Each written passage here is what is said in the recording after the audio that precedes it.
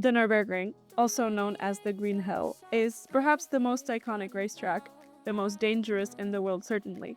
It hosts a lot of different races, formerly even Formula One, but today we are going to look at Nürburgring specific racing and the iconic 24-hour race. My name is Teresa. I'm Sebi. And this is the Everything Endurance Racing podcast.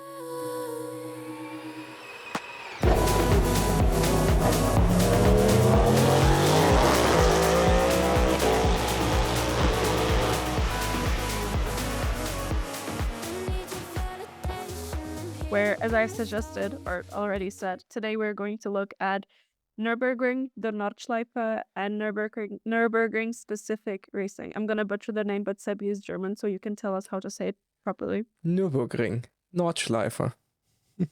It's not that hard. No. Just remember the E at the end. Same with Porsche, Nordschleife. Same thing. Nürburgring, Nordschleife. Yes. I said that with so much Czech accent. Yeah, but like Nürburgring Nordschleife. There you go. Yeah, well, the Nürburgring in Germany, as I said, very iconic racetrack, the most dangerous in the world. And a part of the track is the Nordschleife, as we have just said, which translates to the North Loop, which is a 20 to 20 kilometer kind of section of the track that is not that widely used in races anymore, but yeah, there is a lot of activity usually during the day on the Nordschleife because there's the so-called Touristenfahrten on most days of the year, unless there's like the absolute downpour or in the winter. The Nordschleife is a public toll road in Germany where you like pay 18 euros and then you can take your car on a spin on a racing circuit, like the longest racing circuit in the world, which is insane and it's amazing. It's a lot of fun actually. it's insane because you can take your road car and drive around it basically anytime you want, as you just said, which is not specific to other racetracks, right? You just can't pull up and drive your car unless it's like a specific track day, which they don't have that many of. Nope. That's the first thing. But at the same time, this track is so dangerous. It's so complicated. It's literally called the Green Hell because it's in the middle of the woods, right? Just like going around. And to participate in a motorsport event, you need a special permit just for this racetrack. So on one hand, you can just pull up in your own, like, I don't know, like Honda Civic and do a cutesy little lap. But if you want to do a motorsport race there, you need a special permit. Yeah, they did stricten the rules that you need to follow if you want to take your street car on the Nordschleife. Like your car has to at least reach speeds of 130 kilometers per hour to be able to race on or drive on the Nordschleife during Touristenfahrten. And as of this year, they have banned motorcycles from public sessions as well. So there's that. Did you drive the Nürburgring? I have not yet. I have been planning to forever. And like I have someone who would take me on a spin on like a modified car. But I have not been on the Nordschleife yet. I also haven't been, but the reason why I'm asking Sebi is because for him Nürburgring is just around the corner, basically. Yeah, it's 2 hours for me. Yeah, it's 7 hours in for the me. north of Rheinland-Pfalz, and it's called Nürburgring because it's a ring around the Nürburg, which is like a castle in the middle of the Eifel and in the middle of like the Vulcan Eifel nature reserve. That's why racing there nowadays is actually pretty strict and pretty difficult and limited to very very strict criteria. That's why all of the cars sound like shit when they race in LLS. Because they're all running mufflers, unfortunately. Which is understandable. It's called the Green Hell or referred to as the Green Hell, as I just said a few moments ago, because of the nature around it. And basically all you see is green. It's absolutely crazy. I love this track. It's my absolute favorite track. And formerly, Formula One used to race there back in the olden days in the 70s. which was really cool. And then they realized that the track is actually very dangerous. There's Depends on who you ask. when we were doing research for this episode, I stumbled upon a Wikipedia article which is called List of Nürburgring Fatalities, and it's just a list of people who have passed away on the Nordschleife or on the Nürburgring Nordschleife. It's actually pretty crazy. I'm not gonna go through it, but the first person to ever die on this track is Czech, which I think explains a lot and hits a bit my Czech pride. But yeah. Yeah, and famously, Niki Lauda had a major crash on the Nordschleife on just down to like Bergwerk, which is one of the deepest sections on the Nürburgring. Like, not only is the Nürburgring 23 or 22 kilometers long, it also has like a height in elevation gain of, I don't know, 150 meters or something. Like the highest point, like the Nürburgring GP circuit where F1 used to race or raced like the last time in 2020 during COVID, is the highest section of the track. And in some instances, the paddock and everything is completely fogged up. And then you like drive down towards the deeper sections of the track and everything is clear and you can basically race. But you can't race because like the helicopter near the in the paddock can't take off because it's too foggy there. It's amazing. Like the Nordschleife has like 20 different climate zones. It's extremely crazy because the weather on this track, you cannot trust a weather app. And Nope. that's first thing. And second thing, if you go to the track like continuously, you'll experience that there's barely any sunshine. It could be peak summer in Germany everywhere, but not in the Nürburgring. Like the 24 hours, which we're gonna get to later in this episode, like the iconic 24-hour race is held every single year, and it's held in like May or like May, June around this time. And it's been red flagged before because of snow. Yeah, snow, hail, fog, extreme rain. It could be absolute like hailstorm on somewhere on the Nordschleife and like 26 degrees sunshine in the paddock. Yeah, that's not unusual. Average experience, honestly. Yeah, and Like if it's you were a fan planning on going to the Nürburgring, absolutely do take a summer outfit, but also be prepared to take like a jacket. yeah, at least something like protects you from rain. A hazmat suit. Yeah. We have been showered before at the Nürburgring quite a lot. Yep. We have also been sweating our asses off at the Nürburgring before and freeze to death at the Nürburgring before in the middle of the night. It's a funny story that we have shared on this podcast before, but actually Sebi and I have met for the first time at the 24 Hours of Nürburgring in 2023. It was actually quite warm during the day. It was sunny, it was nice. And then during the night, it was so cold. It was like 12 degrees or something during the night. I was sleeping in my tent and caught the nastiest cold ever. I was like, I did not have a voice anymore after on like the last day of the race. As we said, average Nürburgring experience. Yep. But talking about actual racing, so pretty much there's not that many series racing on the Nordschleife. I think there's only two. There's the NLS and the other one that I, God forbid, but I cannot pronounce that name. It's called RCN, or Rundstrecken Challenge Nordschleife.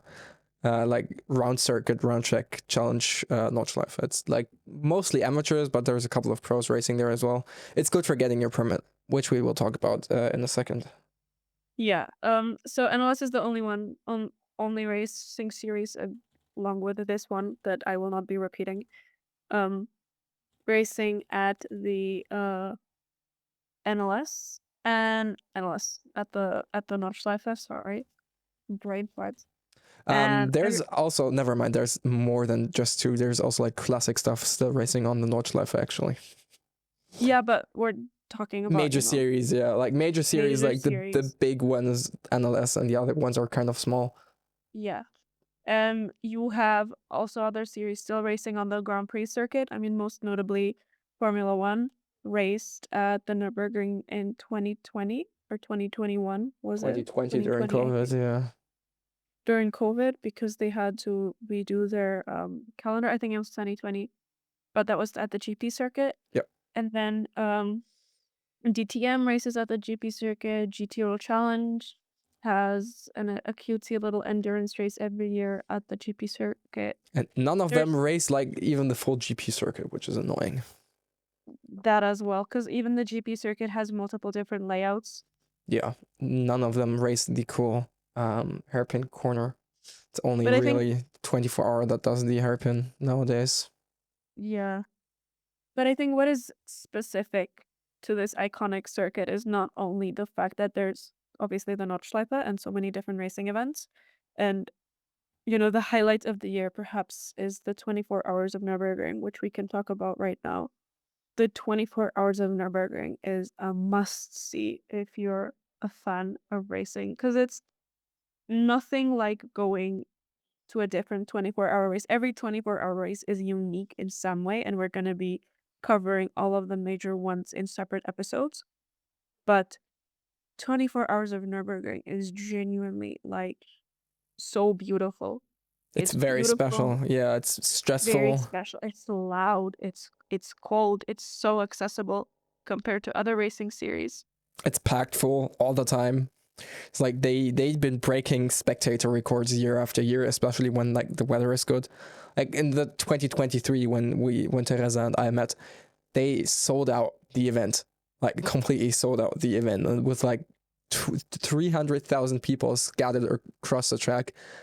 And I mean, there's plenty of camping grounds around the track because it's 23 kilometers long, and there's a lot of like fields and forest sections where people put up huge camping sites with like literal festival tents in their camping grounds with like full motion simulator rigs, huge bars and everything. Like there's like whole clubs that only specialize in organizing fan events around the camping grounds on the Nordschleife when there's the 24-hour race. It's fantastic. And they arrive, the fans who are camping, right? They arrive on Monday already, right? They sometimes arrive even 2 weeks early before the race to So set up crazy. all of the tents and everything. Absolutely crazy. So it's like a 2 week, party thing. Yeah. And the best thing is, everyone cleans up their stuff. There is nothing left on the camping grounds after 24 hours. They are absolutely spotless. Unlike on the one of Germany's biggest music festivals, Rock am Ring, which is like a huge major music festival with tons of rock bands. The camping grounds look like absolute crap after the event. There's like tons of trash. And on the 24-hour, all of the good racing fans, the people who are set to pollute everything because our cars pollute stuff, are the people that clean up after themselves. I think I it's wonder why. important to mention that the Rockabering that you have just mentioned also happens at the Nürburgring. Yeah, it's in the paddock area. It's so cool. There's also cycling events and like classic racing stuff at the Nürburgring. There's But a lot happening. It's a perhaps huge event site. Sorry. all good.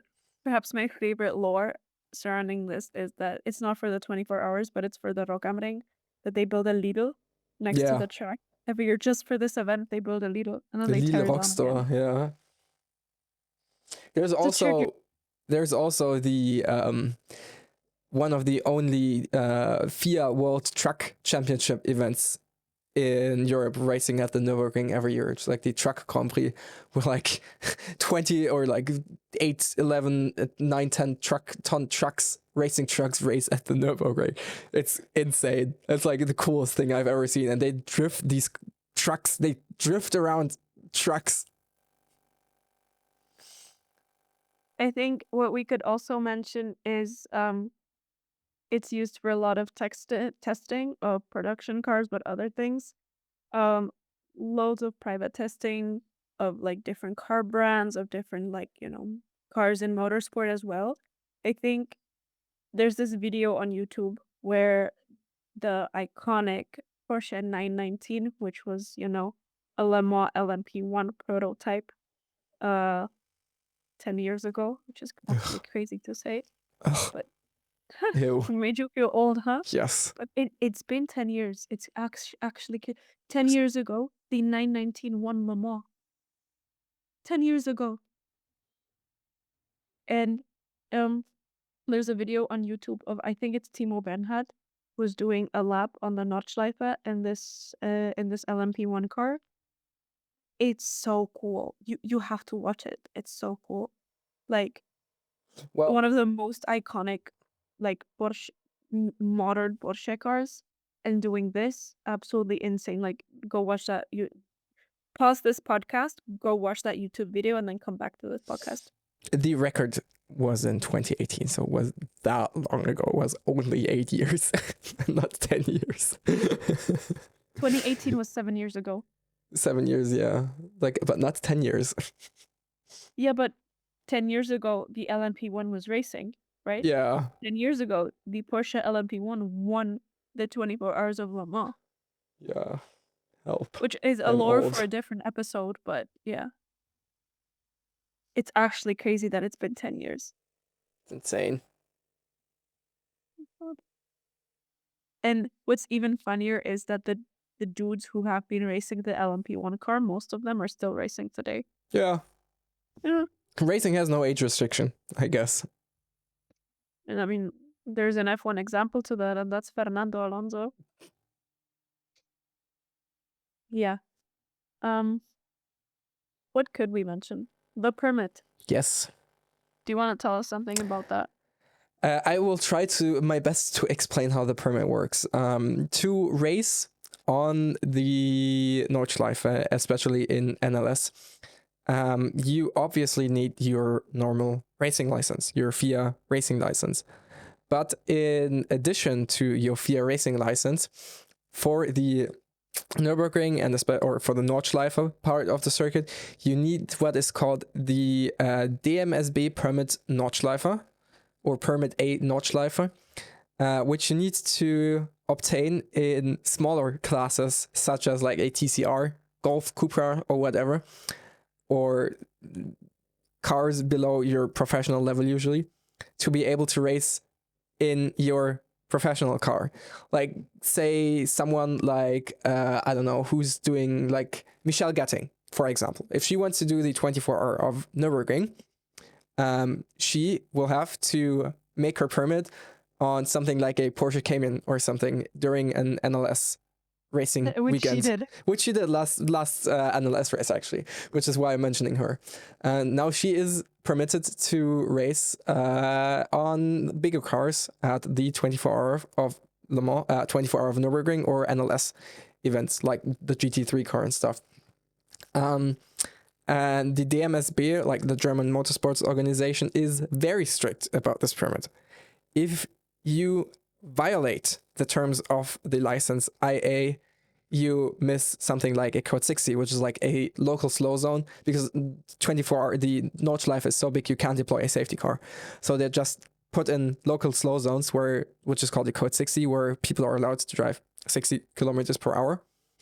And if you violate that code 60 zone, you will lose your license and have to pay a ton of money and redo the practical tests to reobtain your racing permit. And if you don't manage to, like, if you say there's like a doubleheader NLS weekend with a race on Saturday and Sunday, and you lose your race on Saturday, you can't race on Sunday because there's like a, I think, 2-week cooldown after you lose your license or something like that. So yeah, the MSB, very strict. And there has been a lot of criticism about that as well, especially recently when more and more young GT drivers are coming into NLS and the 24 hour of Nürburgring. There was like the crash with the Dacia a couple years ago. What was it, 2023? It was 2023. It was 2023. Yeah, and when Lauren funnily enough, Heinrich... it was not some young GT driver. It was No, Mano Engel. No, it was Lauren Heinrich.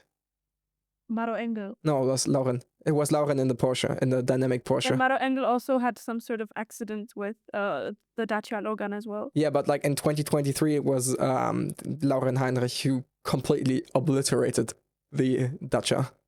He drove in like he just, I don't know, he completely didn't see the Dacia and drove into his back, and it was not a pretty accident. What is very specific to the 24 Hours of Nürburgring is that you have a lot of different classes. You have touring cars, you have GT3 cars, you have GT4 cars, you have cup cars, you have random entries such as the Dacia Logan, or formerly the Opel Manta, Or or now a this Renault year, a Twingo. Twingo, a first generation Twingo. With like 200 horsepower or something. Yeah, but like a first generation Twingo, which is absolutely crazy. Yeah. But the thing is, a lot of drivers, especially the professional GT3 drivers, are unhappy with this because these cars, okay, sure, it has 200 horsepower, cute, but they're still so much weaker than the GT3 cars, The so much speed weaker, so much differential slower, is, yeah. and not usually driven by professional race car drivers, not usually driven by race car drivers who, drive every single weekend, such as the one, most of them racing in GT3. But So most of the drivers that are in these lower amateur class cars usually do have more experience on the Nordschleife than some of the GT drivers, because they drive Touristenfahrten basically every day in other cars. which is not really not really an excuse, because for No. brands in GT3, it's such a big thing for them, and for these amateur drivers it's like a hobby. So a lot of these GT3 drivers are pushing for it to be separated, but I think that's what makes it more iconic. Yeah. Like, where else in the world do you get a GT3 Mercedes and a GT3 Ferrari racing in the same race as a first generation Twingo? Yeah, in my humble opinion, the people wanting the GT3s and GT4s and like the professional stuff separated from the amateur stuff can kindly piss off, because that's what makes the 24 hour, and that's what makes it the greatest spectacle, the greatest race in the world, and also the most challenging race in the world. And like both physically, mentally, the machines, like the cars, it's the ultimate test, even more than like Spa or Le Mans. Like the Nürburgring is so incredibly hard on cars because they have curbs the size of freaking, I don't know, bread rolls, like giant bread rolls all around the track. The track is narrow. It's super hard to overtake. There is a lot of contact usually between GT3 drivers. There is famous grass overtakes by someone called Kevin Estre, who loves to overtake on the grass, who also loves to like crash out on the entry to the GP circuit again. Funny story about that. But what's also like, distinguishes it, as you said, it's not like Le Mans, it's not like Spa. It doesn't have any floodlights. It doesn't No, have any lights on the Nordschleife. It's just literally the pitch black. headlights of the car and like the car in front of you, which is such a bad indicator. And I heard in an interview somewhere with Earl Bamber, who won the 24 Hours of Nürburgring in 2023 in a Pro AM entry, might I add, which you don't really get that often. It's crazy. 2023, we were there. He won. Um, in a Ferrari GT3 car Pro AM entry. He said that you need to Bella. know the car by heart, corner by corner. Like, you Yep. need to be able to close your eyes and know every millimeter, every breadstick roll, or whatever you said it as, sausage curb. Yeah, This track bread, is, you loaf need of to bread. every loaf of bread on this track you need to know by heart. And it's not some easy track. It's not like, I don't know, it's not like Barcelona, right? Who every single racing driver has done millions of laps on. This track is 23 kilometers. And you need to know every inch of it. Yeah. To be able to survive on And it. that doesn't even factor in weather, as we've mentioned before, or Yeah. like track renovations, which also happen quite regularly, where they change up some sections of the track. Famously, before the last season, they altered one of the curbs in one of the fastest sections on the track, which every driver hated because it slowed down lap times by like almost half a second, because you just can't hit that curb anymore as you could before, because you might end up flying off the track if you hit the curb too fast. But also coming back to what I was saying before, right? You need to know every centimeter of the Nürburgring, but then and you and you need to know it and you need to push. It's not just about, cruising.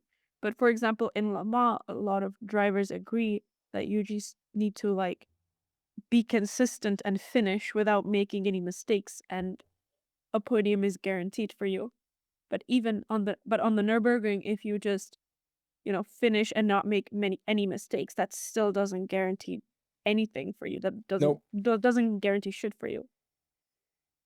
Or Spa maybe is a bit of a bad indicator because Spa 24 hours is a GT3 only race these days. But also, you have lights and it's, the same cars racing there, and Where you have some there's lights, like there's a lot of sections that spot that are pretty dark as well.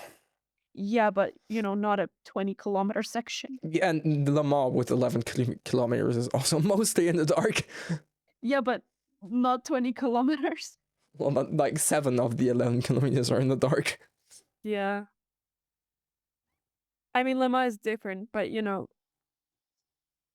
Le Mans is also more round shape. I'm not saying Le Mans is an easy track, Le definitely Mans is not. also pretty And the flat Nürburgring compared is to the harder. Nürburgring.